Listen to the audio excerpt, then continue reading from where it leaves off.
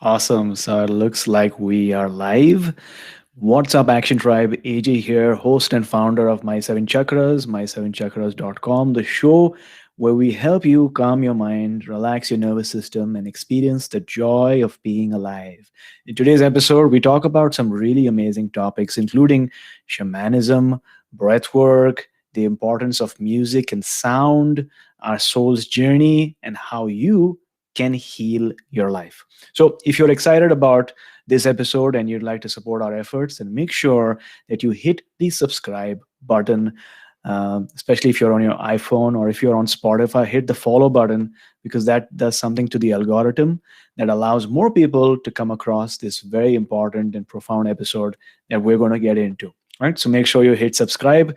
And before we actually listen to this episode and the wisdom that is about to be shared, let's listen to our latest iTunes review by a listener named Jackie. And she writes, "Love AJ and all the guests. Hi AJ, just wanted to send some love your way and thank you for this gift.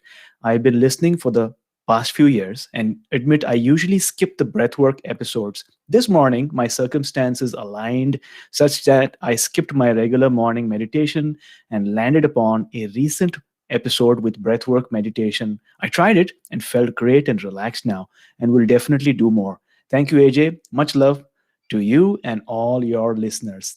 Thanks, Jackie. If you would like for me to read out your review as well, make sure you go to my7chakras.com/review, my7chakras.com/review. And with that being said, let's bring on our special guest for today, Linda Starr Wolf. Linda Starr Wolf, spiritual granddaughter of the late Seneca Wolf Clan Elder, grandmother Twyla Nitsch, is a visionary teacher and shamanic guide to thousands. Her love for the earth inspired her to write 8 shamanic books and give birth to the shamanic breathwork process, ushering a new paradigm of change. Founder and director of Venus Rising Association for Transformation and Venus Rising University, Star Wolf is a change agent dedicated to assisting others to release dysfunctional patterns and radically transform their lives. Those who know her intimately see her as a powerful force of nature and a catalyst for accelerated consciousness. And in this episode, we explore what she shares in her book, Shamanic Breathwork, Journeying Beyond the Limits of the Self. So, Star Wolf, so glad that you are on the show. Welcome to our show. Mm, Thank you. It's a pleasure to be here. I had to chuckle for just a moment because I thought, 8 books. Gosh, I need to update my bio. It's 10 books now. So that I've Absolutely. been busy. Yeah, yeah, and there's something incredible about people like yourself where you find a way to create, but at the same time you're not hustling, hustling, hustling. It seems like you've tapped into a sense of flow where you're allowing the universe to work through you rather than, the hustle culture, so to speak. Yes, and I see a lot of that, on Facebook and on a lot of places, and I'm just like, no, thank you. I know what it feels like to hustle, the energies, and it's like um, when you or when I do drop out of the flow, then you lose your bliss, you lose your happiness, you lose your connection, and then it feels like it's not even real, Yeah. So no. Yeah, yeah. So I was hoping to start from the very beginning, and of course, we are going to talk about how to tap into the flow as well. But w- how did it begin for you? Where did you grow up, and what was life like in hmm childhood? Well, everybody has their own childhood that's a combination of wounds and blessings. I've Mm. learned that because I've been, basically a therapist of some kind for the past 40 years. So I'm very well aware that we all have, the blessings and pains of childhood. So in many ways, I had a beautiful childhood. I'm an only child. I grew up in nature. I grew up with a grandmother who I called my shamanic Baptist Celtic grandmother, who raised me in nature. My young parents were working a lot, and on the farm, all the animals that were being raised were my companions, and I spent most of my time in nature with my grandmother, and she was very magical herself. On Sunday, we would go to church, and I'd hear about Jesus. But then the rest of the week, she was talking about fairies and the ETs, and when we would plant the gardens in the spring, she would call on the stars, she would call on the fairies, and she'd call on Jesus all in one breath. So there was no separation from religion or spirituality or nature. It was all one thing. And so that was really a blessing. But I was also a very sensitive child. And I think all children are sensitive, but some people get a little bit of an extra dose. And I would always hear things from my parents who were young and industrious. And they would say things like, you have an overactive imagination and you're too sensitive. And they didn't mean any harm by it. In fact, they were trying to toughen me up. My dad had come back from the Korean War, and my mom and dad were both hardworking people in the world. And I'm really grateful for the values and the strength that they taught me. But the message was that there was something wrong with me. And Mm. being an only child, there was a way in which I was awkward in school from the rest of children, but there was also a way in which I felt like they were all a lot younger than me, even though I was the youngest in my class. So it was a mixed bag, but it set this stage, if you will, for me to be different or perceived as different, and being sensitive and psychic at a very early age, and then just Mm. speeding along into adolescence. You have to understand, my adolescence was in the 60s. Mhm. And so the 60s, there was a lot of experimentation with altered states. And that was something that I just, fell into completely. Mhm. And then after a period of time, I had to find my way back out quite quickly because my sanity, my mental state was not good. And that took a while to come back from that. And from that Mm. journey, as an adolescent and teenager, my next journey began with coming into addiction recovery for myself, and then Mhm. also becoming a specialized teacher in addiction and mental health issues, which I spent most of my 20s working at mental health centers and into my 30s at treatment centers. So I'll just jump from here and come back to you that I've gotten myself up into my early 30s. That's when I said, okay, how can I go back and got what I had from my childhood, what I Mm. had from my substance use and experimentation and into the psychedelic world, during my teens and early 20s. How can I go back and get that? Because that's true states of altered states consciousness. It's powerful and profound.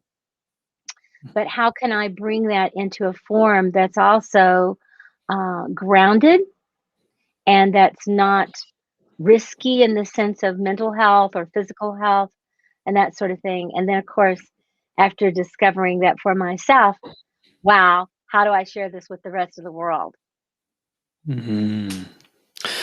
That's so interesting. I mean, as I look at my life as well, I think that grandmothers have a sense of magic within them, right? They have a very caring, comforting experience, and irrespective of whether they are a shaman or not, they do have this Right, way of going beyond the veil and bringing some wisdom, not based on what they are sharing, but based on how they live their life. I remember when I was a kid, my grandmother on my maternal side would put some spices in a paper and douse my energetic body and clear all our negative energies, and she would throw it away into the garbage. And back in those days, I had no way of telling what this really meant. And to be honest, by looking at what I saw on TV, I thought that was gibberish. But now, as I deepened my own journey into the astral energetic realm, I knew that there was so much wisdom in what she did back in those days. So thanks a lot for yeah. sharing. Those grandmothers have a lot of wisdom, and I've learned from grandfathers too. I've learned from the elders of many different nations and different walks of life, both male and female. Um, but I have to say, especially the grandmothers have had a very profound effect on my life, and I don't think I would be alive, and I Mm. certainly wouldn't be mentally and emotionally healthy and be able to do what I do had I not had that kind of strength and love and demonstration of how to walk upon the earth and how to bring healing to myself and to others with if I didn't have them to show me the way. Wonderful. So, as a kid, did you have any mystical, spiritual experiences that sort of planted the seed for your evolution in life? Something that you remember? Oh, I have many things I remember, and it's like my trauma comes up a little bit around it from, my parents saying, "You have an overactive imagination." But I Right. definitely remember being in bed with my mother. We lived out in a little country road just down the road from the farm that my grandparents had. Um, and when we didn't have air conditioner or anything, this is in the 1950s, and we had the windows open, and I was sleeping at night with my mother. My father was working a midnight shift at the state police, and I opened my eyes, and I think I must have been about 4 years old, 3 or 4. And I remember very clearly, right in front of my eyes, seeing a golden fairy floating in front of my eyes. And she was motioning for me to come on. It kind of looked like Tinkerbell from Peter Pan. Right. Um, so, but I don't think that I had ever seen anything about Peter Pan or Tinkerbell at that point in my life. I don't even think we had a TV at that point. But anyway, I got up and followed this little being that motioned for me to come outside. And it was Hmm. very hot. And I remember I just had on like a little t-shirt or something and my panties. And I'm running around in the yard playing. It's probably 11 or 12 at night, chasing this little golden fairy that I see. And my father pulls up in the driveway because he was on the night shift to see, and my mother's in bed asleep. And it's like Mm. midnight. And I'm running Mm. around in the country outside chasing a fairy. And I got in a lot of trouble over that. And they're like, "You have an overactive imagination, and your Right. grandmother feeds into this." Which she did because, Yeah. that sort of thing. But that's just one of many, many experiences. I was very close to animals, Mm. and they were my deep companions, the farm animals that I raised. And so they were more like pets. People laugh when I tell the story. They say, "You sound like Snow White, when she's talking to the birds and the rabbits." But I Yeah. did. And I was having conversations with those beings and I understood them. And it was only after I started school that when I was taught that this was this is just your imagination, Hmm. which we know imagination, how important it is, but this is just your imagination. That's when Yeah. I felt like I was doing something wrong or making it up. Yeah, absolutely. I mean, that just makes such a huge difference, right? Imagination can be so wild, can be so creative, can be so open, can be so real. And for a lot of people who have these imaginative adventures, they would tell you and me that imagination is more real than the physical world that we are living in. But when you adjust, you sort of belittle the imagination Right. that you're Yeah. experiencing. Yeah. You shrink it, and like it's almost not important or it's frivolous or it's extra or Right. something. And yet, what my later on, the grandmother that I met later on in my life, grandmother Hmm. Twyla Nitsch of the Seneca Wolf Clan, um, what she said to me and what I now truly understand, the same thing that Einstein said, is that Hmm. everything comes from the imagination. Even if it's the worst thing you can imagine, or the most wonderful thing you can imagine, or the most mediocre thing you can imagine, that everything starts as an idea, as a thought that translates into feeling and then Hmm. into creation. So there's nothing here that we see or Hmm. that's alive on the planet that didn't start somehow in the creative world of imagination of the seed, or in the thought. Everything came from the world of the imaginal realms. And so when you say just the imagination, what Hmm. you're actually doing is you're discounting all of its existence, everything that's ever been or ever been created. Yeah, and I see that we have a lot of people who are joining us live right now. And part of us doing this live is that we want to interact with you. So if you have any comments, any epiphanies, any things that strike you in your mind, make sure you add a comment below because I'll be, looking at the comment section towards the end. We can maybe have a Q&A session for people who have asked a question. But Star Wolf, I was hoping to talk about that phase in your life where you were experiencing panic attacks, right? Or maybe breathlessness experiences. Talk to us about that phase in your life, and what role did it Mhm. play? I need to back up just a little bit and say that my grandmother, who I was so close with and that grounded me, Yeah. passed unexpectedly when I was 12 years old. Mm. And it just left a hole in my energy field. She was, I think, part of what was helping holding and grounding this sensitive, empathic little girl to the earth. And when Right. she left, I was untethered. It was the 60s, so I did go into, as I said, exploration and peace, love, and Woodstock and all of that, Hmm. and doing all that. And I also, having that sensitive nature already, delving in the Yeah. psychedelic world, I went into a place where I lost myself. And I Mm. think that I was on the edge of losing my sanity. I really think that I was right at the edge of crossing over into a complete breakdown of some kind. Mm. And I didn't have the right kind of guidance to be doing any of that sort of thing. It was all experimentation at that time. Yeah. So when I came out of that experience, Mm. which I actually ended up in a psychiatric hospital for about a week, and I came out of that experience, I had tremendous anxiety. And Mm. I was no longer, I knew I was not, at that moment, I knew that I was not a person who could do substances like that anymore. It wasn't, I couldn't do that. But even so, I had horrendous anxiety out of Mhm. nowhere. I could be talking to someone, and all of a sudden, I would start breathing and panting. I'd feel impending doom. All the things now that I know is, an anxiety disorder. And no matter what I did, it didn't work. I did Mm. go back to drinking alcohol because that was the only thing that was helping me. The doctors Mm. wanted to give me medications, and I knew better than to go on the medications. And then Mhm. finally, this bizarre thing happened. I went into the emergency room saying, I can't breathe, I can't breathe. And actually, Mhm. my sweet father took me, and they knew I had anxiety, but he took me in and he said, she says she can't breathe. And they took me in, and the doctor, they did all the tests. You said your oxygen level's fine. This is anxiety, but I'm like, no, I can't breathe. The next Yeah. thing I know, and I'm begging them to give me oxygen. The next thing I know, the doctor walks over and hands me a brown paper bag. He tells me to put it over my nose and my face and to breathe into it. And I'm going, but I need oxygen.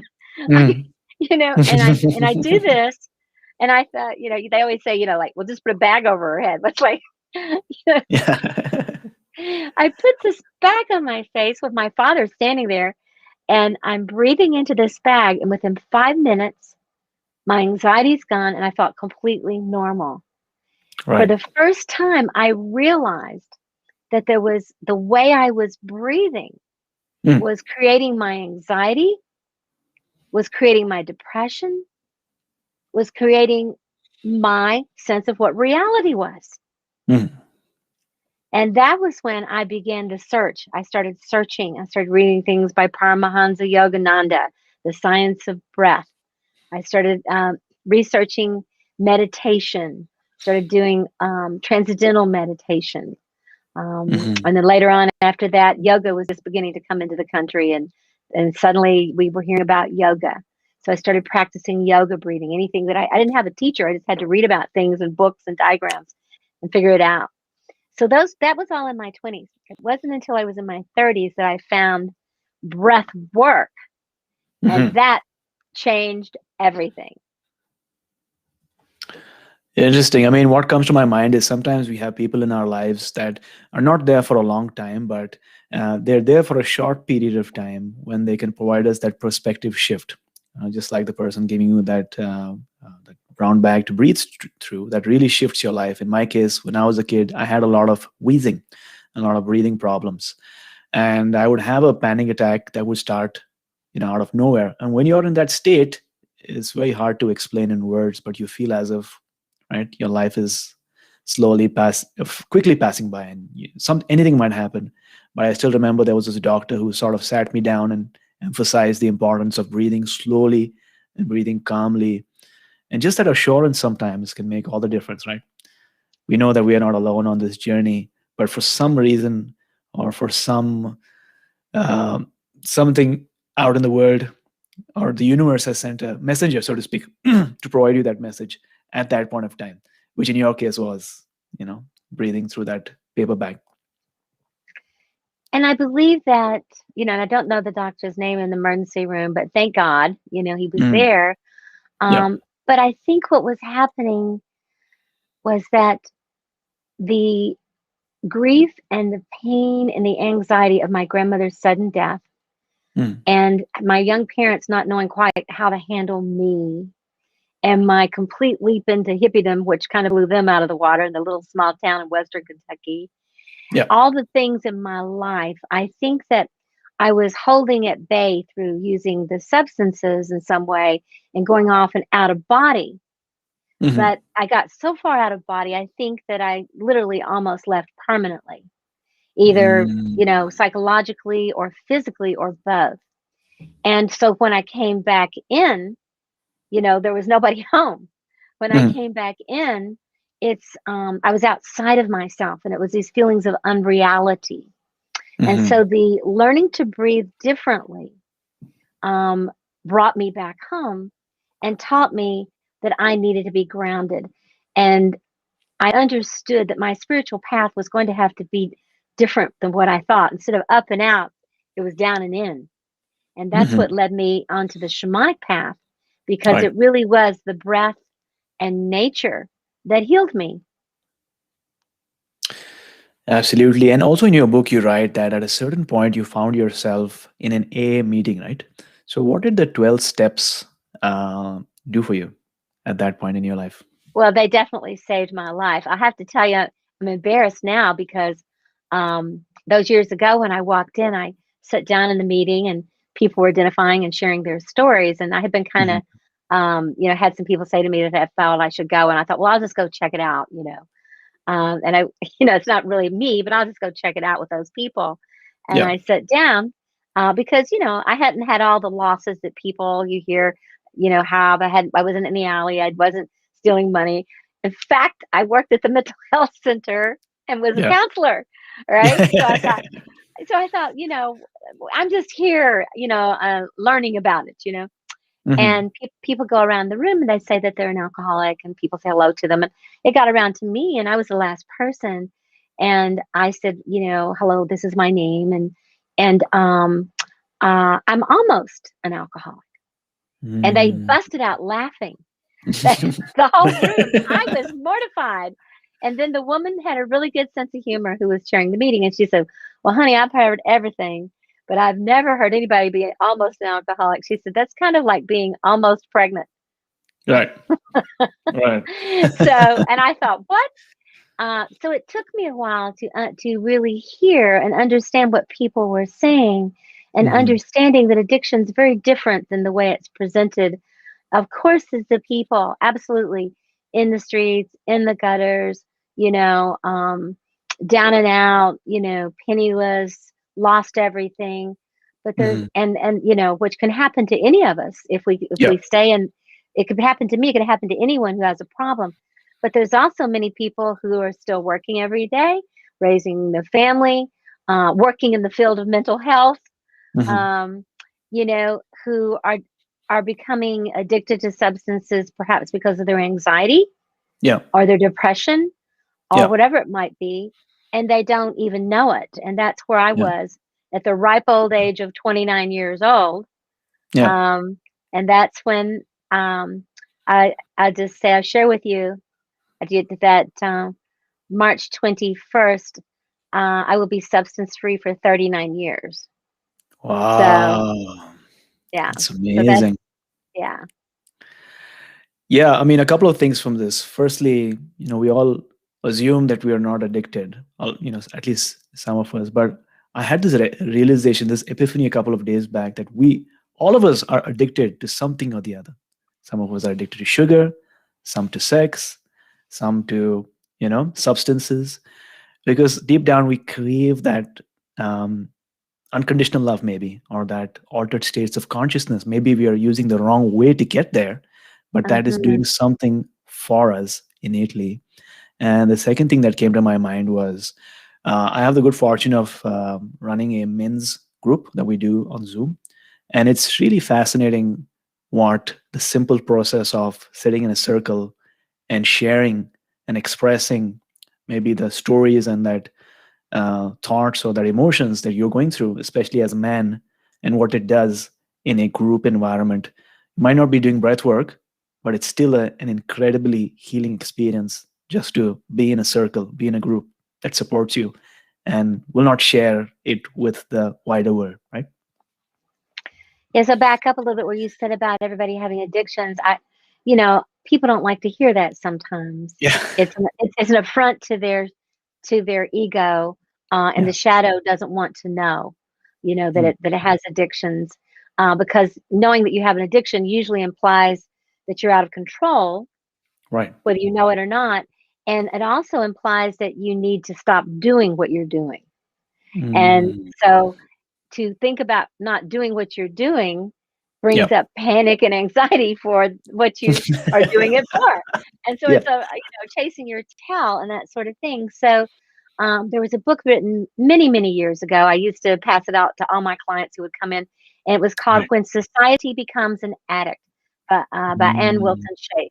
When Society Becomes an Addict. And it was a little booklet. When people would say to me, "I'm not addicted to anything," and I would like, well, just Yeah. take this home, and when you're not doing anything else, just look at it. And Right. people come back and go, "Oh my God, I'm addicted to TV, or Yeah. I'm addicted to sleep to get away Mm. from things." Yeah. On and on and on. So people begin to be able to see that addiction could be substance addiction, or it could be process addiction, that Right. sort of thing. Even just ruminating and thinking about something over and over and over, and the algorithm rhythms that change. Even Facebook, all those things. Addiction is real.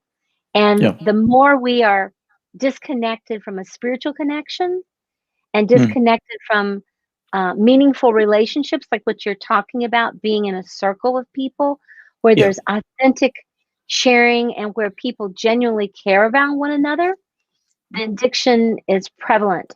And just let me add one little thing, since we are kind of going down the addiction road here. Yeah. Um, there was a study where they had cages with rats, and they always use these poor little rats, but I use the rats in the Yeah. cage. Um, and in the cage, basically, they put um, one rat by itself and the other rat Mm. in another cage. And the Yeah. rat that was by itself, was wanting to be with the other rats. But the other rats were all kind of happy, and it's mean, but this is what they were doing about addiction to prove a point. And in Mhm. the one with the cage by itself, they had two water bowls, one that had actually cocaine in the Mhm. water bowl, and the other was just water. And the same Mhm. thing in the other one that had the family of rats. And the one with the family of rats, once they tasted the cocaine water, completely stayed away from it and stayed with the regular water. But the Mhm. rat that was by itself, within a very short period of time, chose the cocaine water. And they Mm. did this study more than once with different Yeah. rats, and it was the same every time. So what was the conclusion for that? It's pretty simple when that isolation Right. and feeling alone and cut off, whether it's from God, great mystery, great spirit, from other people, from your deeps, cut off when Mhm. when you have the choice, okay, of being Mhm. with people, with others, or being with a substance, being with others that love you. People will choose that when they're Mm. seen and heard. And I call it, when I teach in my groups and my shamanic groups, and I'll say that, addiction itself has its own spirit. And Mhm. there's lesser spirits. Sometimes addiction Mm. actually holds a place for you and almost saves you if it doesn't kill you, until you can get to a place where you Mhm. can find the higher spirits, the higher ground that Right. can bring you to yourself and to love and to those life-giving choices. It gives you back the choice and recovery and discovery of your life. That's very true. And I don't know how to put it, but I, sense that sometimes our higher spirit or our higher self will choose the lesser of the two evils of addiction, right? So that we can go down that route till the time that we have something or a group of people that can really uplift us, pull us to the next level, and show us and shower us with that unconditional love.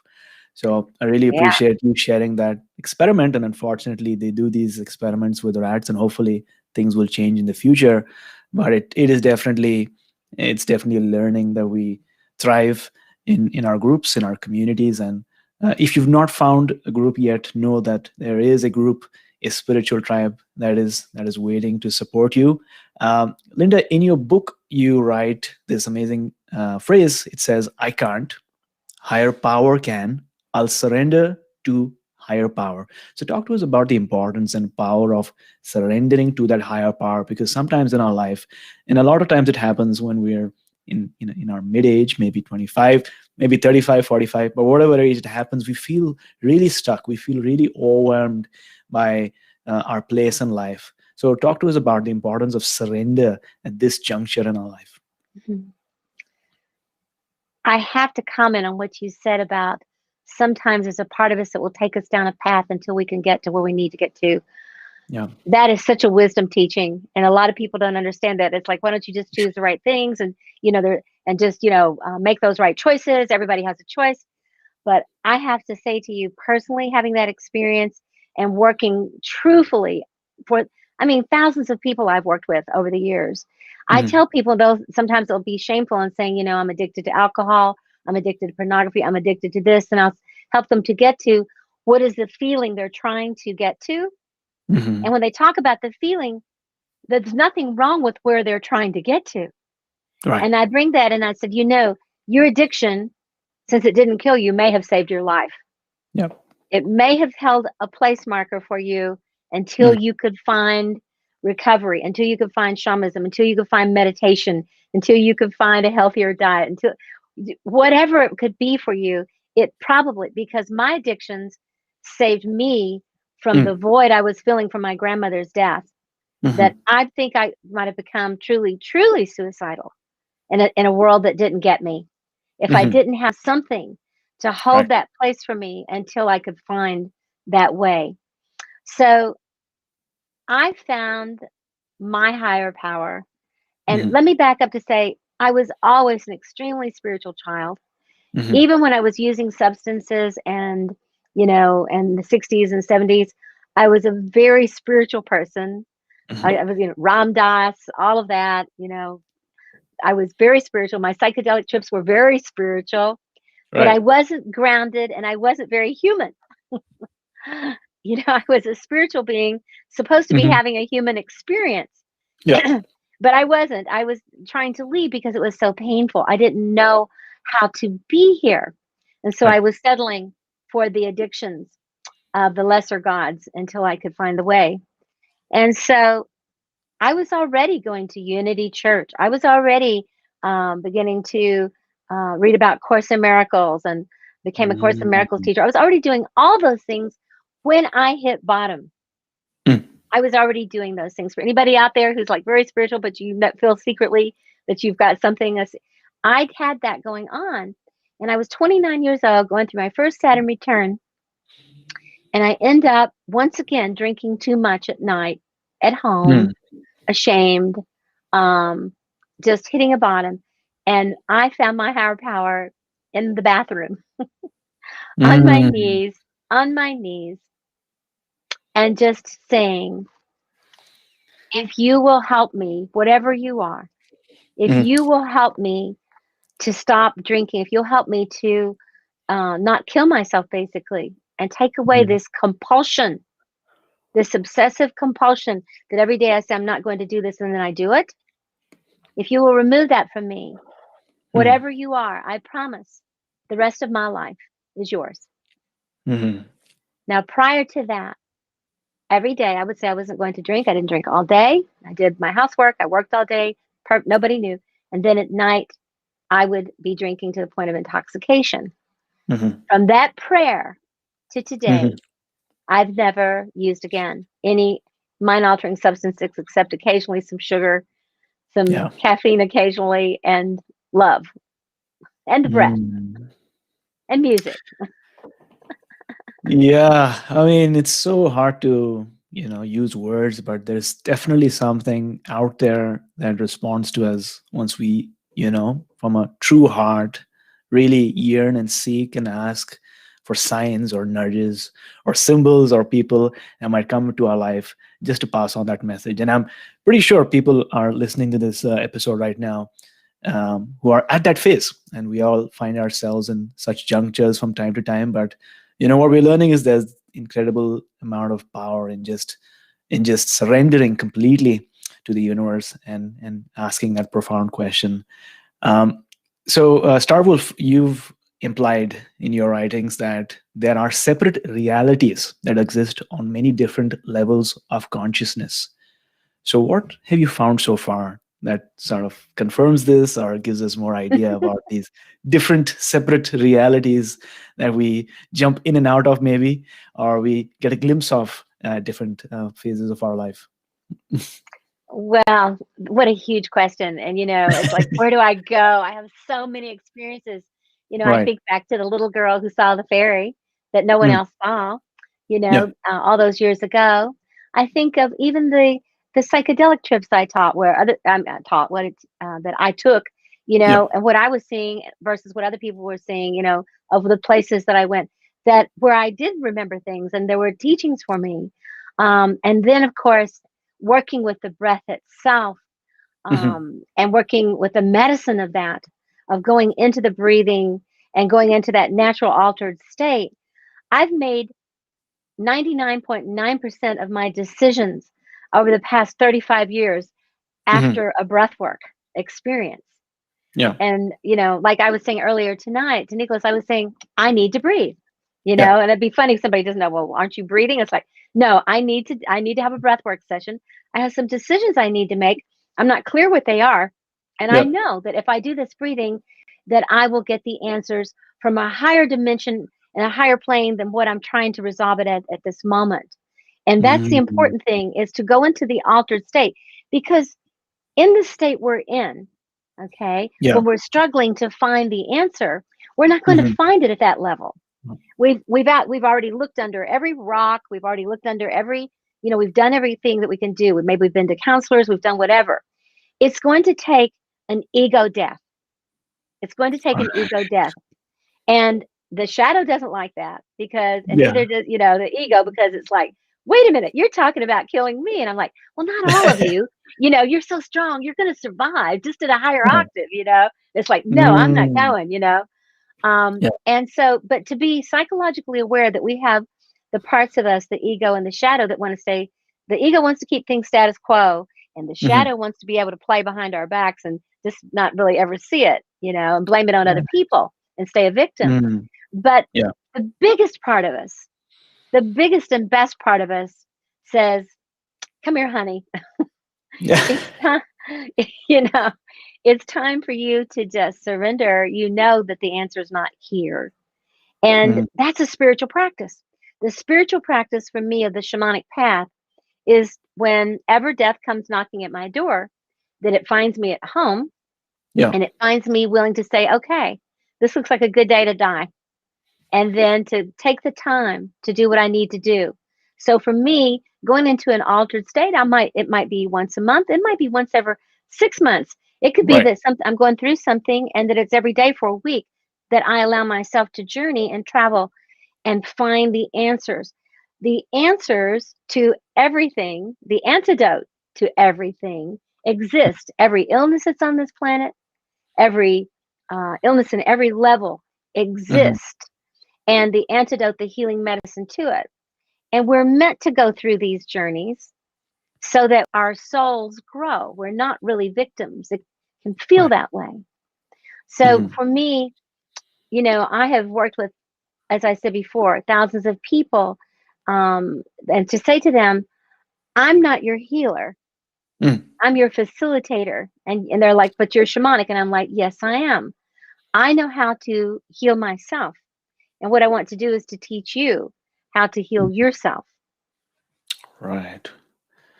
Yeah, that is such an important and profound point. And what you shares makes so much sense at a spiritual level, but also at a scientific level. Because If you look at science, the way our brain is wired is that we have these neural pathways down which our neurons are firing, and over a period of months or years we have these same neural pathways, we're trying the same things and we're not getting the results. But what you're sharing is you're not going to solve that problem with the same level of consciousness. You need to go on a hero's journey, Yes. um, through breathwork maybe, and depending on how often you want to do it, but that's going to give you a different vantage point of looking at the same thing Mm.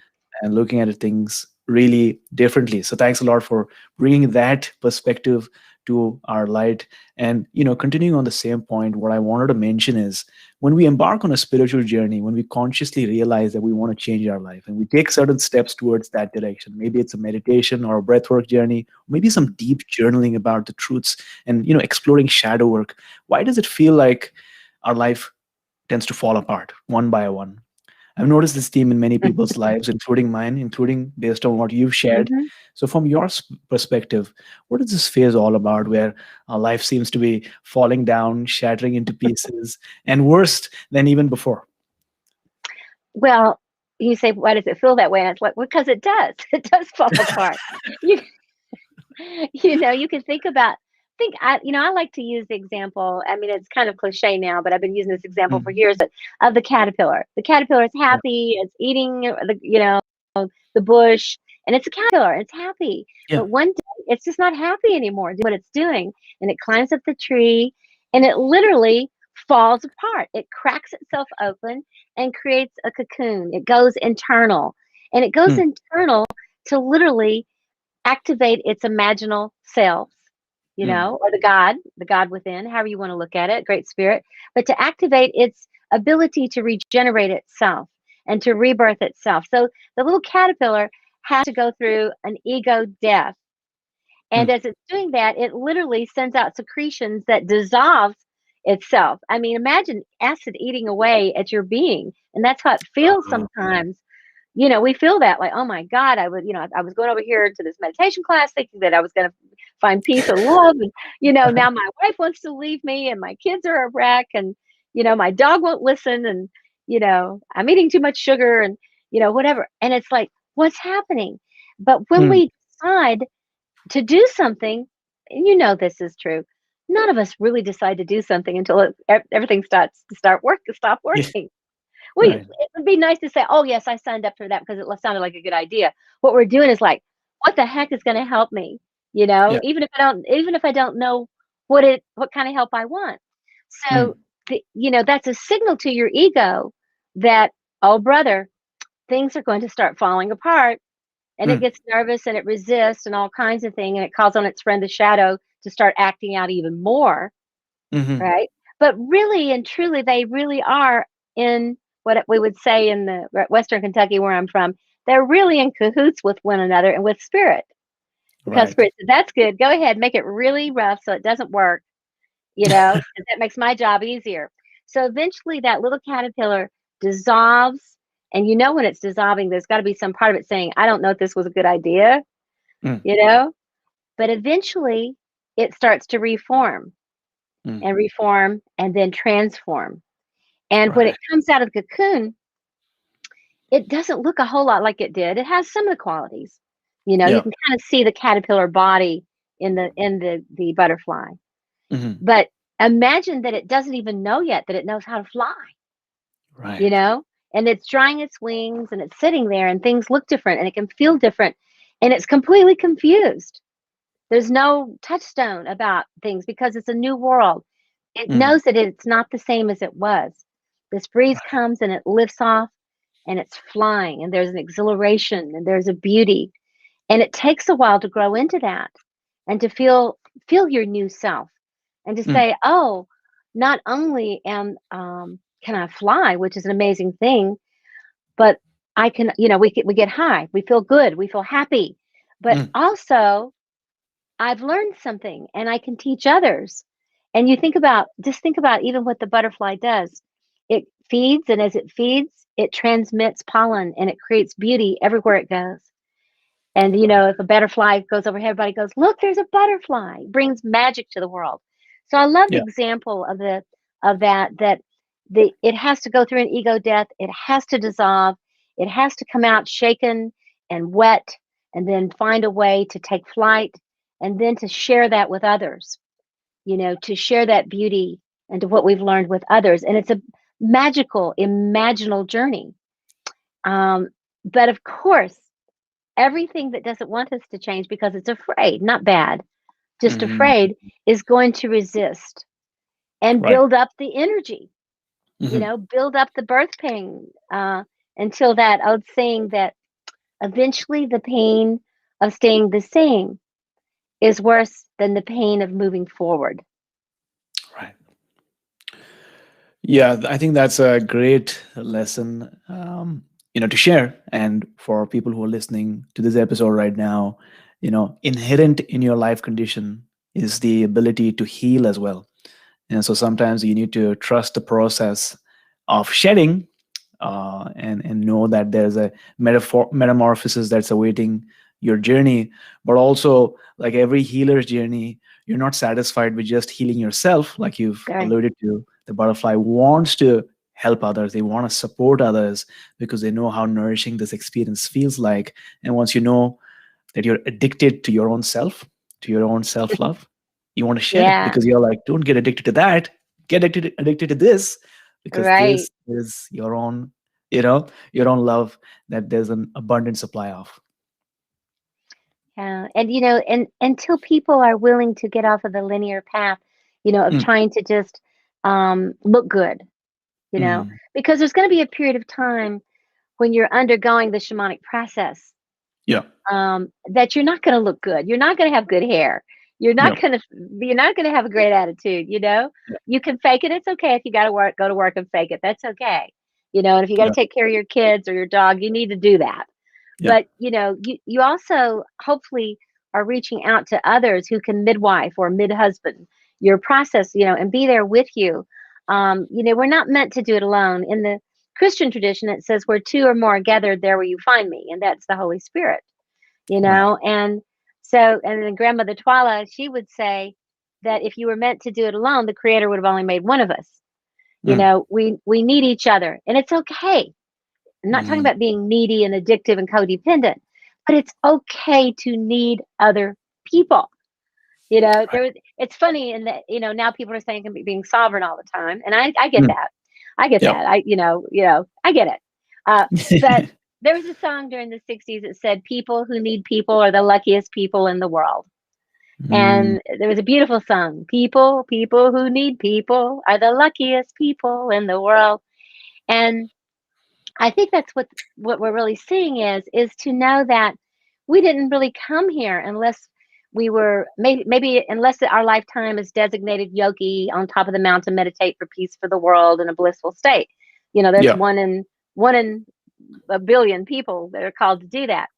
If yeah, that's not your path, we're meant to need each other right, and like the bees in the hive, to hmm, collaborate with one another and to create honey, to create beauty together, yeah, to love each other, and to come together and to love one another. Where people die in isolation, they get sick in isolation, they conjure up illnesses in isolation, and hmm, that's why, especially with what's happening in the world right now, it's so important for people to find a way, even if it's on Zoom and it's live.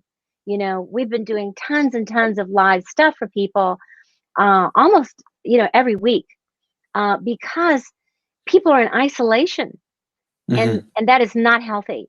We may need to do certain things to protect ourselves, from pandemics and things, but there's other things that are just as dangerous, and that is isolation. Is a more people will die from isolation than anything.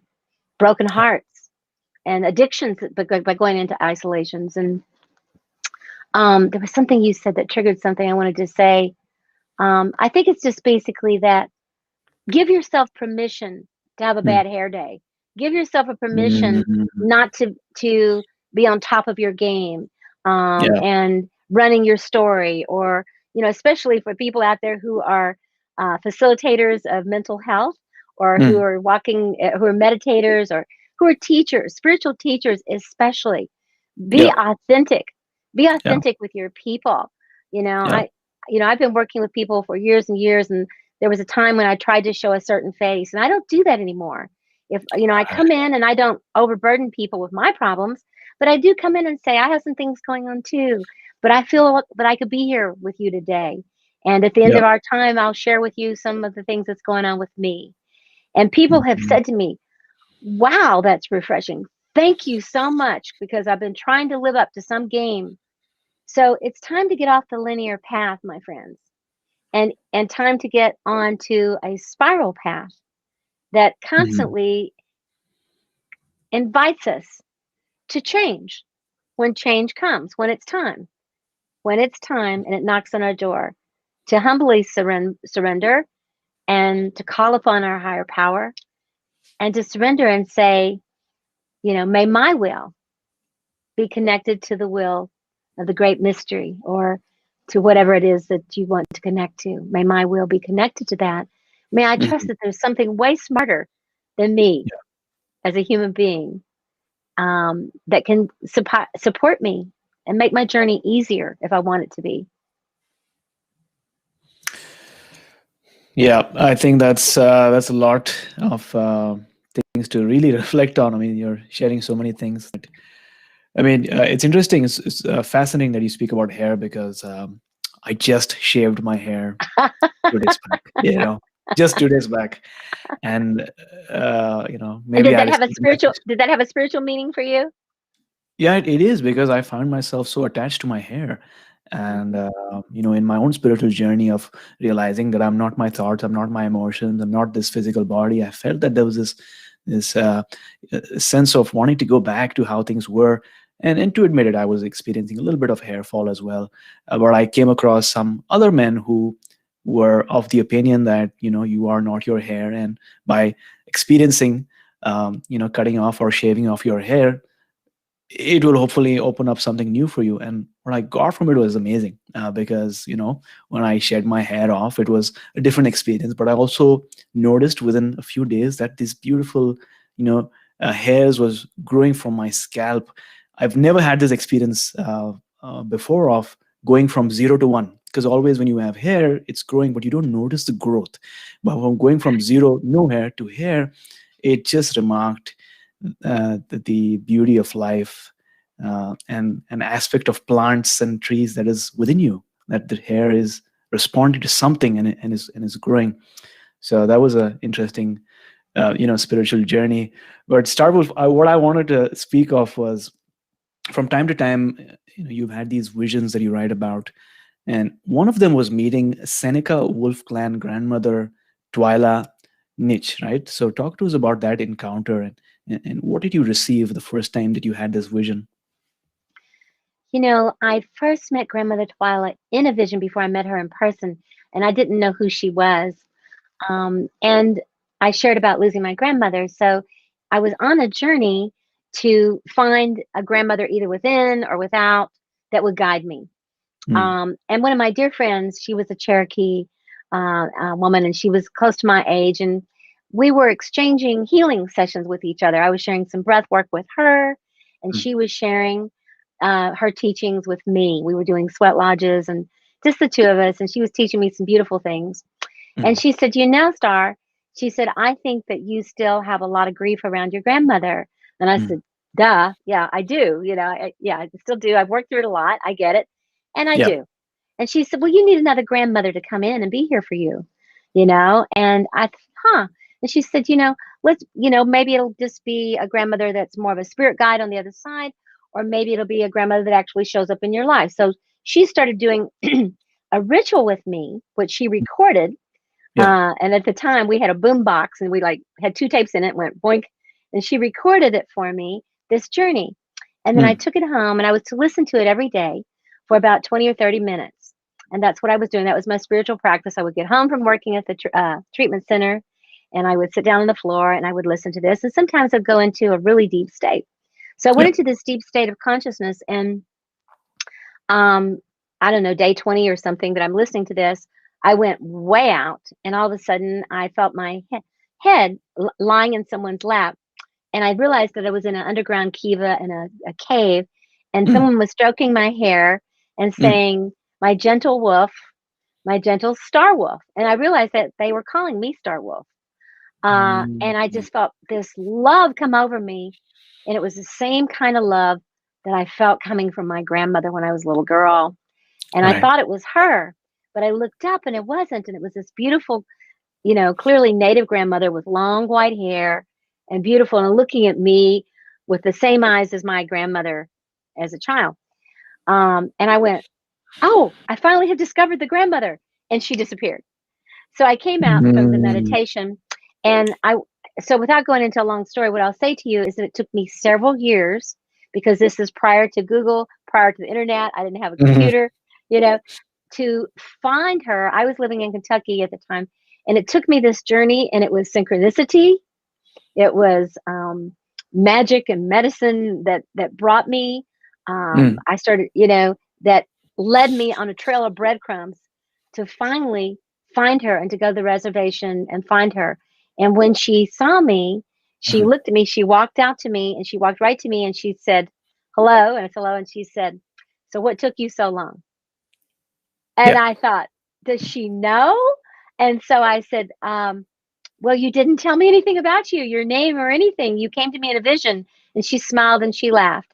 And she said, and what name did I give you? And I said, Star Wolf. She Mm. said, that's right. And I thought, okay, I wonder why she doesn't know the name. I thought, what was, and as we started to walk off, she turned around and looked at me and she said, come on in the house. She said, oh, by the way, I gave you that name in an underground kiva. Right. And I almost passed out. I did. Chills ran through my body. I felt like my Mm. head was going to explode. And she took my arm and we walked in the house. And from that day forward, I talked to her on the phone. I went back to visit her. I brought her out to California where I was living to be with Mhm. my students. I created a gathering where many people could meet her, those kinds of things. And the day she actually passed from this world at 94 years young, I was teaching. Our bond was so strong. I was teaching in on the Clackamas River. There's a retreat center there in Oregon, and I can't think of the name of it right now. But anyway, it was a beautiful retreat center. And I got up at 4 that morning, was called out into the rain to go visit these two elder trees that have survived being clear cut, that are like 1,000 years old in the forest there. It's like a grandmother and grandfather tree. And I was Mhm. sitting in between of those trees, and I was having a whole vision of grandmother Twyla and about how all things die and all things pass, and yet the love continues.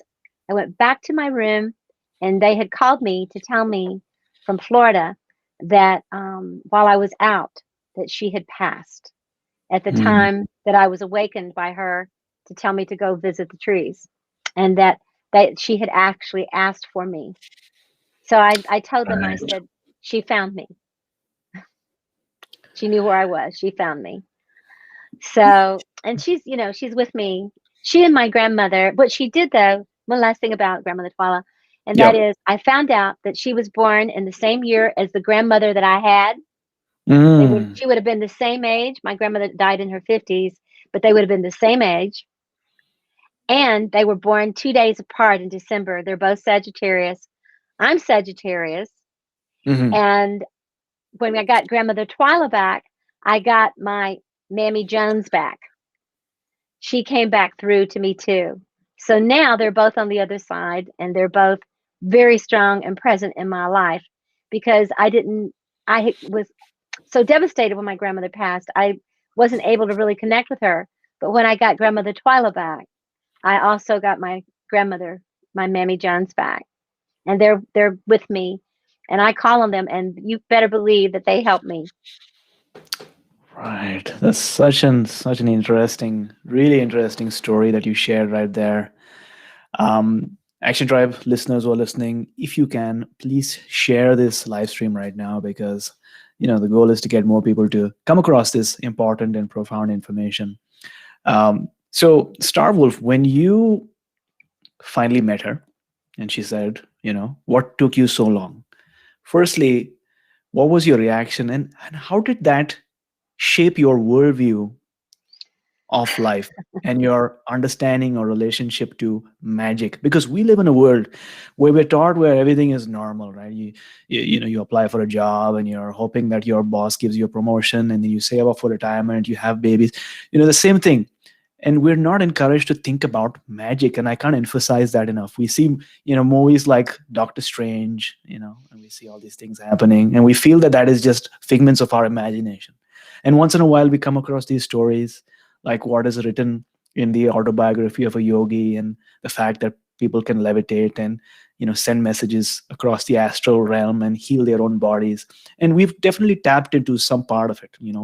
People are realizing the importance and significance of energy medicine and breath work. But just to hear her at one point communicate with you in your dreams, and now you're meeting that person in real life, and she's confirming that she did indeed send that message. How did that shape your worldview on life?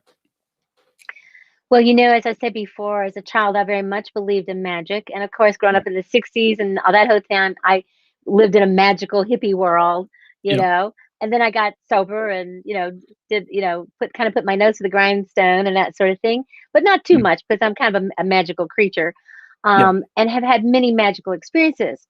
But when you have a vision, you're seeking a vision, Mm. and something comes to you in the imaginal world, and then it manifests in the outer world with a person living and breathing in front of you who actually confirms and says to you, I came to you in an underground kiva and I gave you your name. What is it? You Mm. know, Yeah.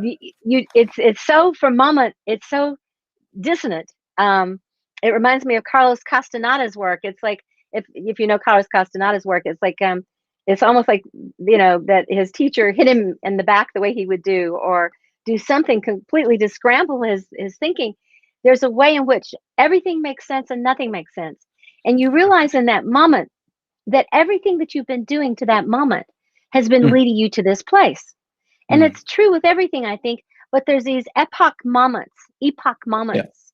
There's these moments where you, um, it's magic. It's like a terma, they call it, where your reality shatters right in Mm. front of you, and you have the option of going crazy in that moment and completely losing it and saying this can't be happening and running off screaming naked in the woods, Yeah. or stepping step forward and going, this is real, and this is realer than where I just came from. This is the real Mm. reality, the real reality. And of course, at that time, it's often helpful to have something to hold on to, like another person. Mm. It really is. And it's okay. In an age when we, are more Aquarian, we are learning through the path of direct experience, which I do a lot of learning through the path of direct experience, especially in shamanic breath work. That's a path of direct experience. But in that path of direct experience, you know what? Grandmothers come to me, grandfathers come to me, animals come to me.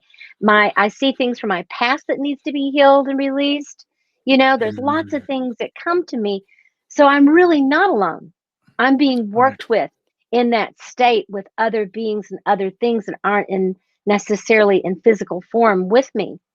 Being with grandmother Mm. Twyla taught me that she was working with me Mm. for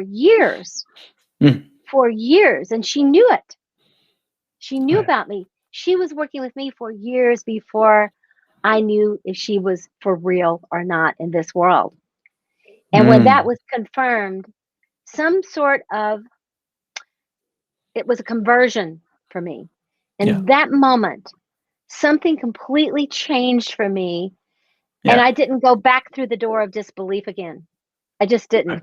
That doesn't mean I don't have a bad hair day. It doesn't mean I don't get a headache. It doesn't mean that bad things don't happen.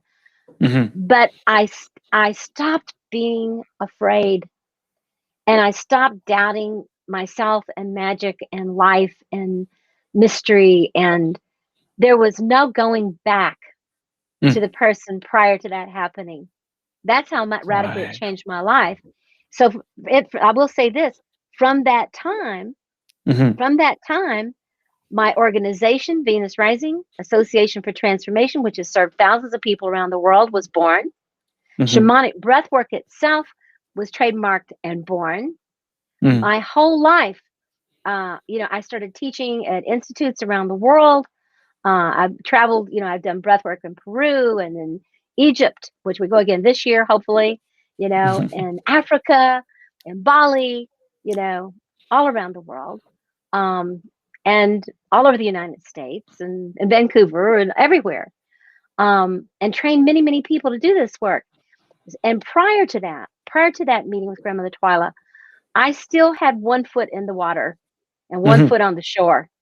Yeah. One foot, and when I stepped into her world, both feet went into the water in the deep dive into the mystery. And I said to her, "Can you tell me where we're going and what's going to happen?" And she said, "Trust the great mystery." And I said, "What is the great mystery?" And she said, "Well, if I told you that, it wouldn't be the great mystery." Yeah, that's so true. And I think by starting this podcast, I have put myself on the path of the great mystery because I come across people like yourself who remind me that, and it's so easy to forget, but remind me that magic is real and our imagination is more powerful than we give it credit for. Have you heard of the Eleusinian mysteries? The Lucian mysteries, yes, Yeah, yeah, yeah. So the story of the goddess Demeter and her daughter yes, Persephone, right? I mean, that's the ultimate Persephone, story of knowing that life, love does not cease when life ends, and how her story goes about wanting to find her daughter that was kidnapped, right, and was away from her, and then she had this mystical, magical, spiritual experience, and I don't know if she found her daughter came back, or maybe she yeah, had an yeah, astral encounter, right, with her daughter. ah, Right, ah, because it could be that also, right? Because maybe she was yeah, yeah, depressed and she was anxious, but then the substance or whatever she was doing, maybe breath work, even gave her a glimpse into the infiniteness of life. And it's so incredible when people are able to connect with a story. You don't have to experience it yourself, but you have this realization that the universe has a plan for you. yes. Yes, there's so many of those stories. The Inanna story is one of my favorites. It's very similar to Demeter and to Persephone, and all of these stories, whether it's the Christ story or the Osiris story. I love Egyptian. I've Yeah. co-authored 3 books on the Egyptian mysteries, and to me, Right. that's much more ancient than Christianity and Judaism and all the more modern day religions in the last few thousand years. It's more ancient. It's in the old time, Heptepi, the time before time.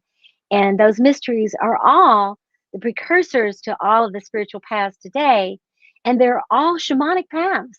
Every one Mm. of them say that in order to be born into the new iteration of who it is that we are and imagine ourselves forward, like the caterpillar does into the butterfly, that we must die. And they Mm. use the wheat. They do this. They do that with the staff of wheat, and say the grain must fall to the ground in order Yeah. to die and be born again. So Yeah. every spiritual path is about dying and being reborn again in one shape, form, or fashion. So to me, shamanism, Mm. okay, core shamanism at its heart and soul is the core and the foundation of every spiritual tradition in the world. It might not have been called shamanism.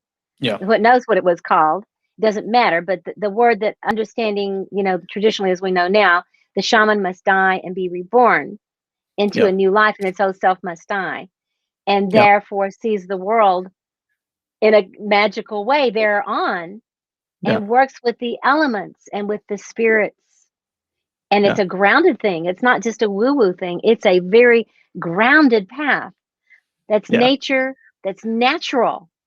Do you Yeah. know? Do you know that in Egypt, the ancient word for the elemental world was called the Neteru, the great Neters, Neters, and plural is Neteru. And the Oh. Neteru, were the first Neteru, were there was the Great Spirit, Yeah. okay, or the One, the Atman, the whatever, and then from that there were 4 spirits, and that was water, earth, fire, and air. And then the main spirit that emanated through those in a physical form. And these elemental beings were called the great netters. Later on, they were called the great nature Okay. spirits, right? As we evolved, right? And today we would call them nurture. So in Mm. order to nurture ourselves, everybody's saying go outside, get sunlight, go in the water, go to the earth, go sit by a tree, put your feet, take your shoes off, Yeah. return to nature, to the netters that So came from the one source. yeah, there's so many things of what you share is makes it so important. In my case, my mom is a Christian, my dad is a Hindu, so that allowed me to experience both forms, both traditions. I read the New Testament, Old Testament when I was a kid, so I knew about the stories as well. There was something that deeply connected me to Jesus, although I wasn't, too connected with what happened in the church, but there was some kind of connection that I knew that he was an ascended master, and I wanted to know more. And now I read about the Dead Sea Scrolls, Nag Hammadi, the Essenes. It's really, it's really fascinating. And when you go to the church, everything is symbolism, right? Symbolism. There's a lot of ritual that's going on, and they celebrate the awakening. And so the cycle of life, it's all there, but a lot of people won't acknowledge or admit it. Um, which is really interesting, and thanks for bringing the importance of nature and nurture to us. I love cold exposure. I love testing myself and going into cold waters. And about a month back, I went into one of the beaches that we have here in Vancouver, and I immersed myself in the water, in the salt water. And then as I read about the Eleusinian mysteries, one of the things that they used to do is they used to immerse themselves in the ocean water because they knew that the Ah, salt had these healing, therapeutic, releasing, purgative qualities that allowed you to experience a purification. I just realized that well, later on. it's where baptism came from. Yeah, right, right, right. Okay, so the old thing about in order to have eternal life, Hmm. one must be born again, and you must simulate going back into the mother's womb Yeah. and casting aside, not casting aside your parents, but casting aside your attachment to whatever your family of origin was, or your shadows and your programming, Hmm. and be born now, first of mother and then of spirit. So when you're born again, you're Hmm. born of the Holy Spirit, which I think is also the Kundalini life force energy, the Great Awakening, and you have this ecstatic experience, Yeah. and people can make fun of people saying they're holy rollers but in India, the people go ecstatic. And Yeah. this ecstatic thing that happens is real. It's an awakening as the energy moves through the chakras, Yeah. and it's why people are afraid of it, because it can look so crazy. And Hmm. people breathing on the breathwork floor go through this and have these Yeah. Kundalini awakenings sometimes. Hmm. Somebody might just breathe and have a beautiful journey and see flowers, but the Yeah. person across the room might have a full on Kundalini experience.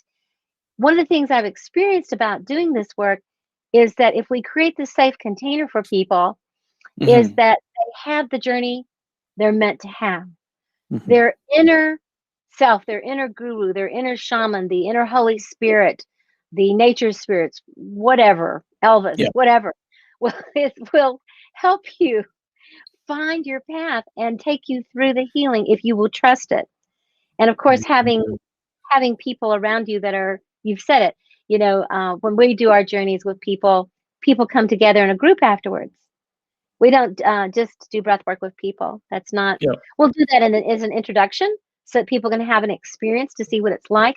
But when we do the real deal, people are in a group, and we've been doing it all year.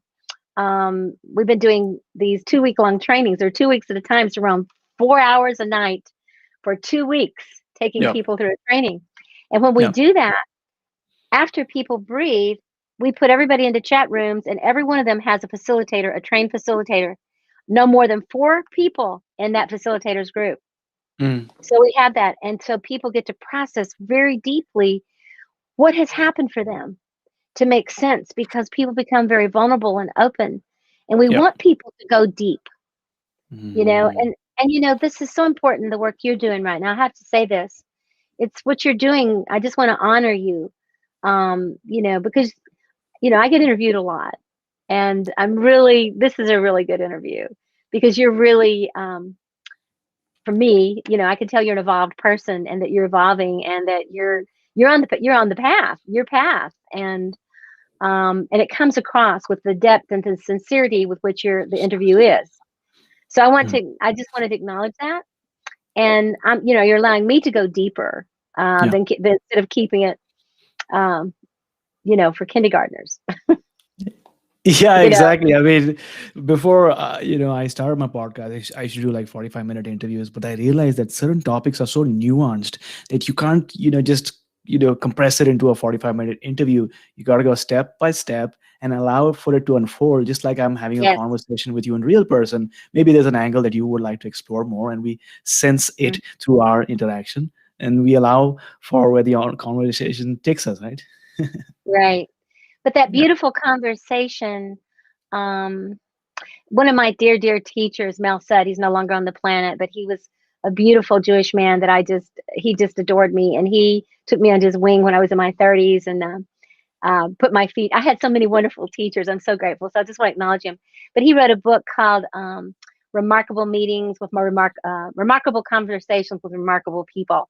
And he Yeah. met a lot of the world famous teachers. And he fought in World War II. He was an older gentleman, but he had met a lot of the, Carl Jung and, Right. a lot of Abraham Maslow, a lot of the teachers of the turning of the century, Yeah. uh, you know, Madame Blavatsky, different ones, the ones that were the esoteric, the big, big ones, and he was one of my teachers, Mm. and he would also always encourage me. He said to me, never be afraid to Mm. have the important discussions and the important conversations with others, even if it makes people feel uncomfortable. He said, Right. you're not here to help people stay the same. Mm. You're here to help shift consciousness. And never forget that. Be kind, but don't mistake kindness for letting people stay the same and stay in their misery. Mm. There's nothing That's kind about that.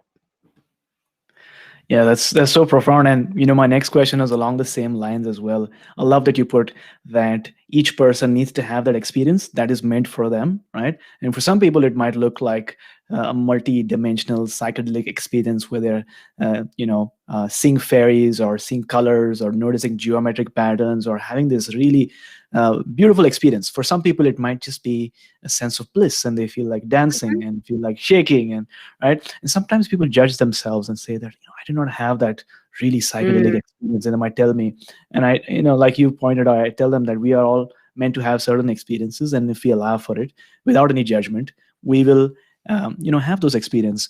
But to my question to you is, what are some ways in which I, as a facilitator or somebody who's holding space for a person, can really allow for those cathartic release of a stuck emotional energy? What guidance do you have for holding such space that allows for a person to really, you know release and be themselves, and let go if they need to? when I sense that I'm going to have what I feel is a bigger process, I don't do the breath work alone. I ask someone who knows how to do the breath work with me to be with me and to be my co-journeyer Mm-hmm. and to hold space for me in case there's something that I need. I'll give you just an example. Um, 7 years ago, I finished a very deep, powerful uh, journey with my late husband of cancer, and he passed. And my best friend came out from California to be with me afterwards, and she said, "What do you need from me?" And I said, Mm-hmm. "Mita, I need for you to sit and let me breathe a lot. You're here 2 weeks. I want to breathe every day." And so we went into my sanctuary and where I'm used to breathing other people and stuff and everything. But every day she would take time and let me do like an hour, two breathing session where I would just, and the first ones I just felt numb. I just couldn't feel anything.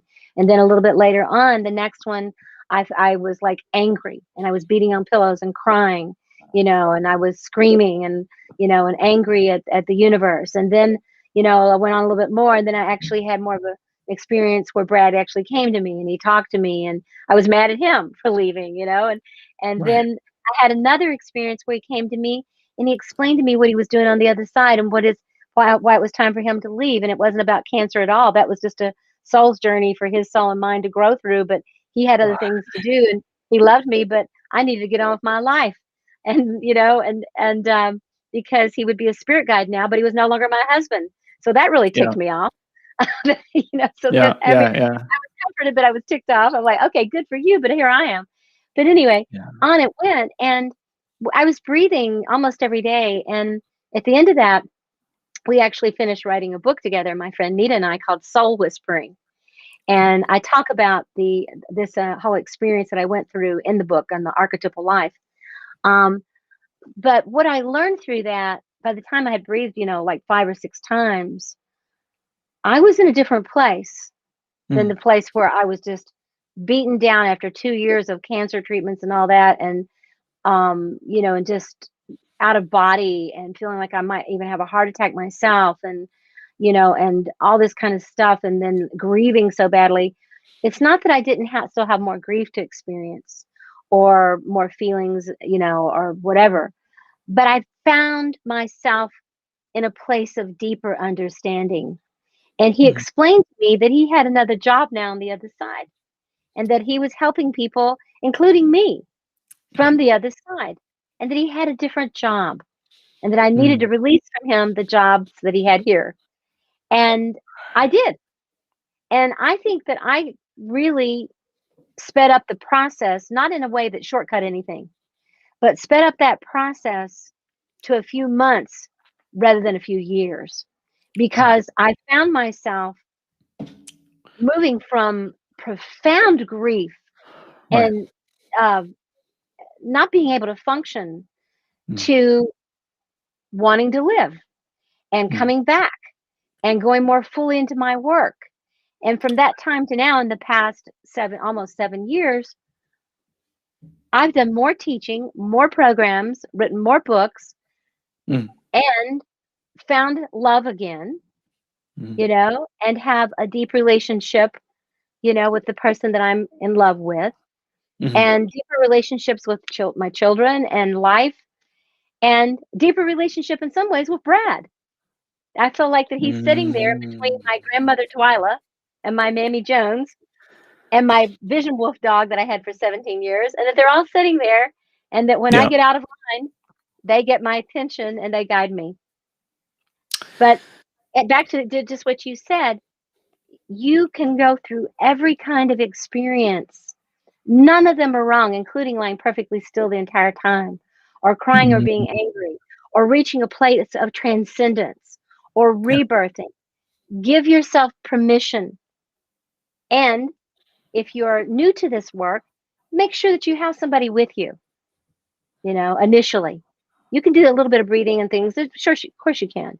But initially, if you really want to go deep, to do yoga, you want to have a yoga teacher. If you really want to go deep with meditation, you want to have a meditation teacher. Mm. If you want the breath work, then find a breath work style that works for you and work with a teacher, because they will hold that space for you to go wherever you need to go. Yeah, I love what you share. And recently I came across this term called fierce love. Sometimes in our life, especially we're so close to somebody in our intimate life. Either they pass away, or maybe you experience like a deep heart breakup, which doesn't make sense at all. But in the energetics realm, it does make sense. And because we are so used to receiving love for them, we forget what love truly is unconditional love, right? And so to Yes, me, the term fierce love means that you don't have to wait for the physical love back again to radiate that unconditional love that you have for them, whether they're still in this physical plane or maybe passed away.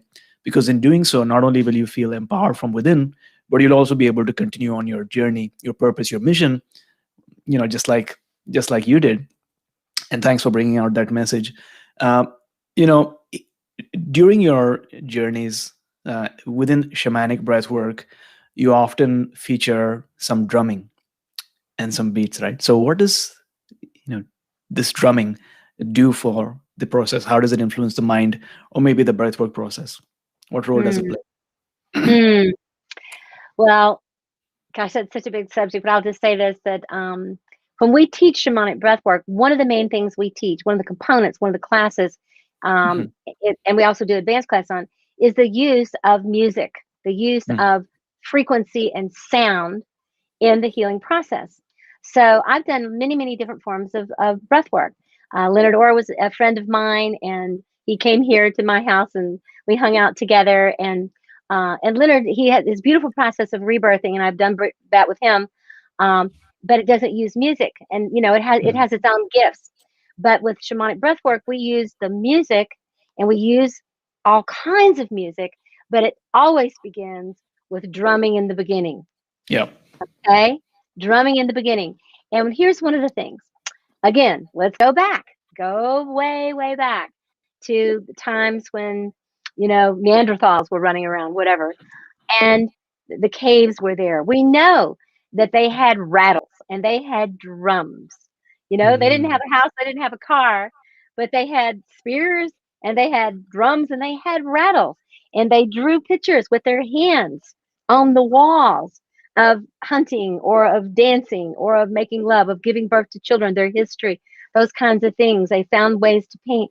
So there's a way in which, from the beginning of time, sound has created new life. And in every spiritual text, and I did a lot of religious studies, in every religious text I've ever heard of, they talk about that it's the sound that Mm. created the light. The sound, the word was spoken, the Mm. was spoken, and from the word the light was born. Out of the darkness came the light. So the darkness, there wasn't light and then darkness. There was darkness and the light was birthed from it, from sound and frequency. And so as time moves on, we're looking at that through all these different cultures. Every culture, and I've been around all around the world, every culture has musical instruments that date thousands and Mm. thousands and thousands and thousands of years old. Every culture has their songs to sing for death, for burial, for weddings, for bar mitzvahs, for initiations of every kind. And so when you look at the shamanic traditions, there's always the rapid beat of the drum. And then there's also the boom, boom, boom, boom, the heartbeat of the drum, which is how we start out in our work. When we take people into the breathing, we start out with the heartbeat of the drum, and then it gets faster and it goes into that, create the shamanic state. But it's called an entrainment. And when you Mm. do listen to certain resonance and sounds, your brain begins to be entrained, and it's not making you think anything in particular, but it's putting you in a state where you can begin to explore and go Mm. into an altered state and to say, what's over here? What's over here? I think I'll catch this note and go this way. So you literally and figuratively traveling on the frequency into the next doorway, into Mm. the next state or realm of consciousness. So this is you know, music is an aphrodisiac to the soul. And music in whatever form, the drum, the rattle, singing, chanting, all these different things, catapult us. That's why you have music for funerals, why you have music for baptisms and weddings and parties and football games, the halftime of the Right. football games. Okay. Music is the frequency of love and healing. Yeah, that's so profoundly shared, and I love that you took it back to our ancestors who were in the caves, because we're finding now that people as back as 30,000, 40,000 years back made these beautiful cave paintings where they were depicting life as, we know it, how we began, or just showing how good of a time they had back in those days with a limited amount. They didn't have social media, no Facebook, no Instagram, but they still had, it seems like, a great time. And so it just reminds us that we don't need a lot in life. Sometimes all we need is a rattle, and we need a drum, and we just need support, someone to support us, hopefully a guide who is on this journey, and we just need to breathe. Yeah, yeah, So true. And the tribes, the native tribes here in the United States and around the world, come together in powwows and gatherings, and they would travel for days or weeks to get to right. one another and the powwows to share their food. But the big moments Mm, were when they did their dances and their tribal dances, and they had on their costumes. And I live just, like 15 minutes away from Cherokee, the Cherokee Nation here. right. And every year they have the powwows and the dances, and the people come, not only from the the area there, but from around the country, and will come there, and the fancy dancing, and the men and the old women and the children, and all dancing, and there are contests Mm, to see who can dance in this certain way. right. And when you watch it, you're catapulted because they become the eagle, or they become, the blue heron, or whatever it might be. Yeah, it's so interesting that our ancestors thrived on coming together. But even in the word conspire, people are called Yeah, conspiracy theories and conspirationalists these days. But if you look at the word conspire, means to breathe together. Con is come together and breathe. yeah. And so whether it's breathing or dancing, or being with your children, and of the elders, and respecting every person in the community, um, allows that individual person to go to the next level, so to speak. um, uh, but Star Wolf, in the shamanic breathwork experience, after the breathwork journey, you've written that the journeyer engages in sacred scribing, where they, in a way, help process or integrate what they went through during the breathwork process. And you've written that they work on mandalas, or paintings, or poetry, or journaling. So what role does this play in the whole process? Because I want to really enhance the quality of my breathwork sessions, and Yeah. I sense that there's a nugget or two that I can draw from to try out. So. Well, just like the ancient ones, and even on the tribes in the here in the United States, drew on um, their teepees, and showing the hunt of the Mhm. buffalo or whatever, Yeah. after the journey, and those kinds of things. Or it's there's a way in which um, all the components come together. And so, we start with teaching it. We take people into the music with it, then to the breathing with it, and to focused body work, because we teach our facilitators how to help people if they get stuck, Mm. and in a birthing process, or if they need to be held, or to if they just need a hand on the heart or a hug, those kinds of things. So we teach the facilitators how to intuitively have a sense if the person needs some energy work or healing, or just some support, or whether they just need to be witnessed. And that's important to know when not to touch as much as when to touch, but Right. and to have an agreement with the person that they're okay with being touched or not. And if they're not, we never touch people unless they're getting ready to bunk their head or something. We wouldn't touch them if they've asked not to be. um, but when people come out, traditionally we have them either scribe, like you've talked about, where one person listens and tells their story, the other person, and they write for the other person, write it down for them, and they do both that for each other, and then they can read what they have actually spoken about. They don't have to think about it while they're writing it. And or we have them do art of some kind, and that could Mm. be clay, it could be a mandala. A lot of times, if it's a shorter experience, we'll just have a piece of paper with a circle on it, and crayons or chalks or pastels, and people can then just draw whatever they want to in their mandala. But Mm. sometimes we've done things like, when it's a group here, we've had a big cloth out and had sand, and had everybody make a sand mandala together. Right. So there's or go out and find a stick in the wilderness and come back, and to make their life and death arrow and paint it. It's the hieroglyphics. It's the hieroglyphics. It's the petroglyphs. Of I am here. This is my journey. Mm. This is my hand on the wall, or this is my buffalo, or Right. this was my experience, or here's the death that I'm drawing of my beloved. And of course, when you go to Egypt and you see the hieroglyphics, that's what they were doing. They Mm. were showing life, but also they were very mystical, and there were all these different rituals and things that were going on, and they were depicting the journey, some of it that actually happened, and some that was symbolic. And Mm. because they bleed together. And Yeah. so all of these have a function. So then by the time you take your artwork or your scribing, um, it helps ground the person. Instead of a Mhm. person that's coming to you and saying, "Oh, I had this amazing experience, and this happened, and that happened, and this happened," and it feels like it's all just kind of air, and it's just Mhm. like one more thing to say that I did on my Right. little enlightenment checklist. Yeah. It's different. You can come back and say, I had this amazing experience, but then after I did my art, I saw things in there that I went, oh, wow, I've had this symbol show up many times in my life before.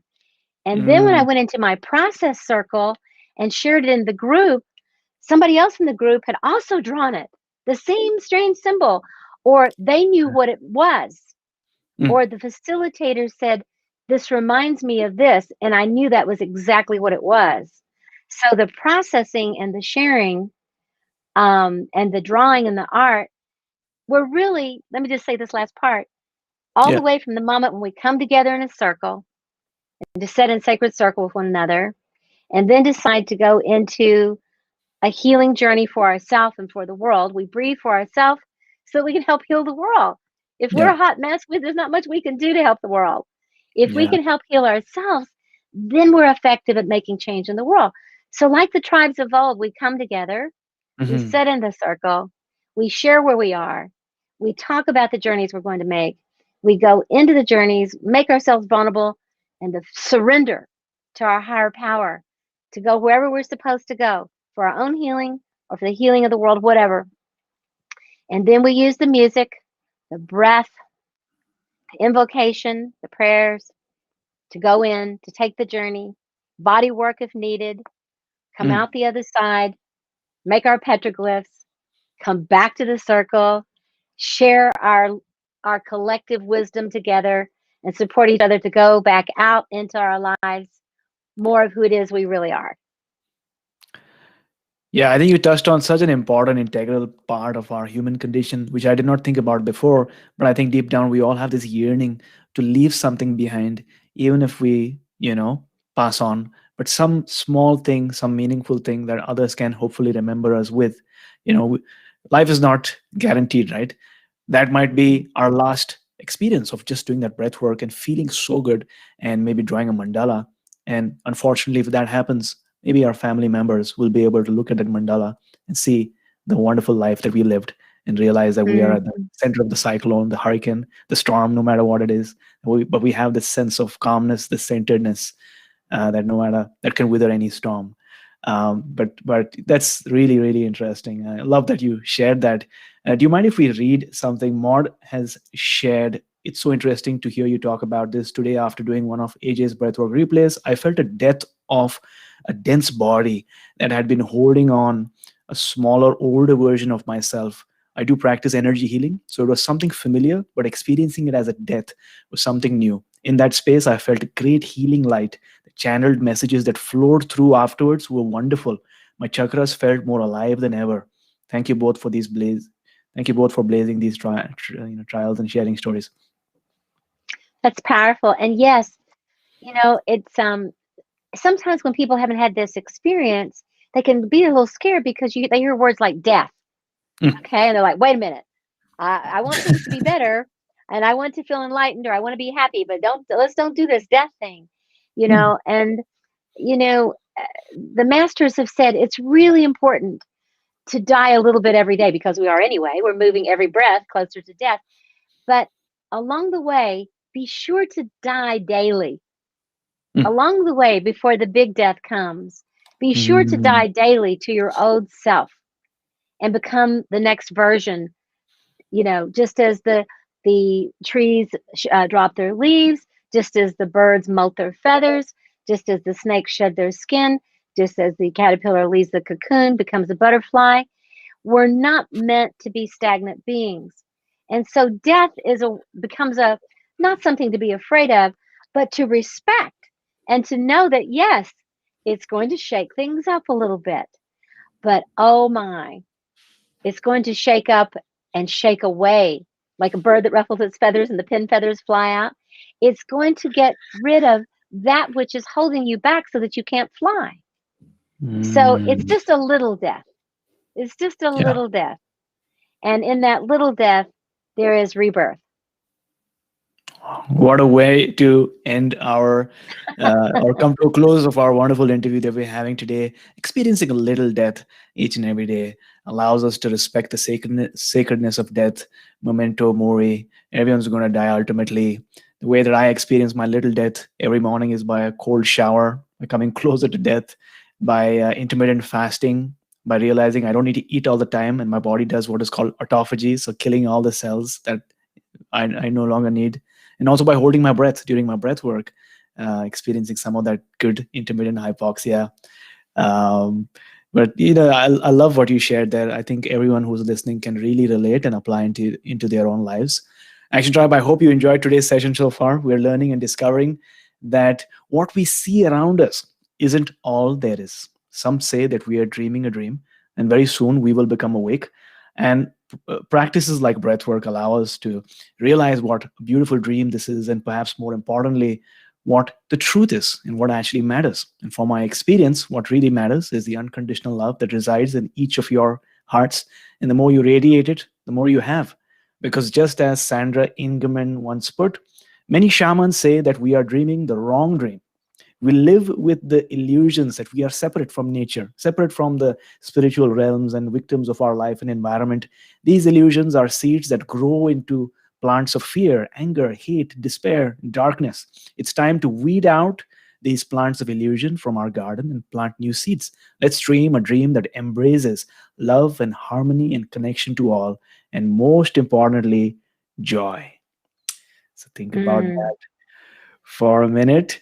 And Star Wolf, we've come to the last round for today. 4 questions so that our listeners can take note and hopefully take some action. So, based on the incredible amount of knowledge that you've experienced and come across in your life, what is the best piece of advice that you have received? Mm. Live one day at a time, I really think is one of the most powerful messages. And I learned that actually in AA all those years ago because I was getting ahead of myself and I was afraid. I was aware that, oh my gosh, I was waking up and there was so much to change. It felt overwhelming. It felt like I should just maybe go back out and, as they say, eat worms, or whatever it was like. And then I heard that piece of advice from somebody that put their arm around me and said, just take it one day at a time. That's all you have, and in this day, see what's possible. Mhm. You can push yourself. It's okay to, like with the cold water, it's okay to push yourself, but also give yourself time to just be, and to breathe and to be still and to go within and um and trust the I have to say there's two. The second is trust the process. Great. And if you could go back in time, spend 1 hour with someone who's living or dead, who would it be? Mm. Well, today I'm going to have to say that it would be my dog that was Mm. 17 years old when he passed, Vision Wolf. And Vision Wolf was a good friend of mine at the time. The folks, um, James Redfield had written the Celestine Prophecy, and his wife Sally had called me up and said that this dog was my dog. And there's a whole story behind it, but anyway, I went to their house and spent some time with them, and ended up bringing this dog home with me. And later on, I was around different yogis and lamas from other countries who told me that he was an ascended master, and was taking a lifetime out to be of service, but to taking lifetime out and to be with me and to support me on my journey. And so today, the reason I'm saying that it would be him, because there's many on the other side, obviously, for me now. Um, but I'm actually contributing to a book by someone who's a pet, an animal psychic communicator. So she's writing a book, and one of the chapters is going to be about Vision Wolf. So she asked me today to send the piece and to contribute. And so he was with me all day, and I felt him with me. And he loved grandmother Twyla, and he loved Mm. Brad. And I just know that they're together. Um, that there's a beautiful story with him in that he at the time that James was writing the second book, the 10th Insight, Holding the Vision. I Mm. didn't know the title of his book, but I was talking to Sally on the phone, and she said, "What are you doing? Are you holding Magic?" Because I'd named the dog Magic, and he's about 6 weeks old. And I said, I am holding him, but his name is no longer Magic because while I was asleep, he crawled up and laid beside me and whispered in my ear that his name was Vision. And she said, "What are Mm. you doing with him?" I said, "I'm holding him." She said, "Oh my God, you're holding Vision." And James has told me he's going to name the book Holding the Vision. Crazy. So That's I nice. was really missing his physical presence in my life because he was with me for 17 years and he Mm, sat in hundreds of breathwork groups and would lay by people and put his paw on them and brought yeah, some into healing and soul retrieval. So I yeah. actually was crying earlier today as I was doing the interview about that and just wishing I could physically feel him and give him a big hug. Yeah, and one of my goals is to manifest a dog. I've never really owned a dog in my life, and I've always Um, wanted to own one. And my goal would be to have a beautiful dog, join our breathwork sessions, hopefully in person once this crazy pandemic ends. But to have a dog, and maybe that's the intention that I need right now. But start they're with what do you? wolves, you know. They're They're wolves. wolves. All dogs come from wolves. You know that, right? Yeah, You know, yeah, yeah. All dogs come from wolves. So wolves are the original ancestors of the dogs. So when you're with mm, a dog, you're walking with the wolf clan, the wolf pack. So yeah. this I'm wolf tribe. So sounds like you're ready to be the pathfinder. Yes, absolutely. When I was a kid, and there was these chat rooms, right? That was very popular back in those days, and my username was Nightwolf. I love it. See, there you have it. It was Nightwolf. I hope I just want to put this out here now that all your friends and those who are watching will now call you Night Wolf.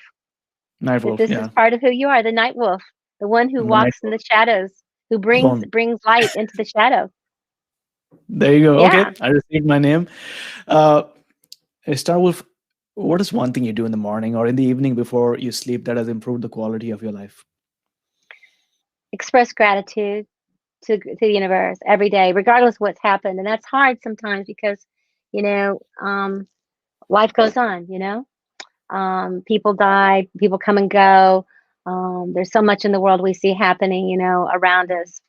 And yet I feel so grateful. I was expressing it earlier today to my partner, and I just said, you know, I have so much to be grateful for, regardless of, you know, what goes on. And, you know, there's things that are happening, challenges that I'm meeting in my life right now that we're all meeting. But I have it better than most people, you know, and I have to Yeah. remember that. I have a warm place to sleep. I have food in the cabinet. You know, I have three wolf dogs. You know, Mm, I have a mountain with a retreat. You know, I have friends and people. I have my work that I'm doing. I'm in love. I have children and grandchildren. You know, I am blessed. I am a blessed mm, woman, and I have worked hard in my mm, life to be. You know, things didn't just fall into my lap. I've put a lot of energy into it, but there is a grace in the universe, mm. and I'm so grateful. And and I was taught that by all of my teachers. Every teacher I've known said to me, Right. "Do not go to sleep at night without saying help and thank you."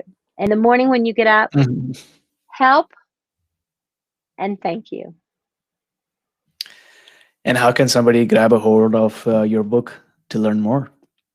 Well, they can, you know, the best thing to do actually is go into Amazon. They can go to Linda Star Wolf and they'll see all my books there.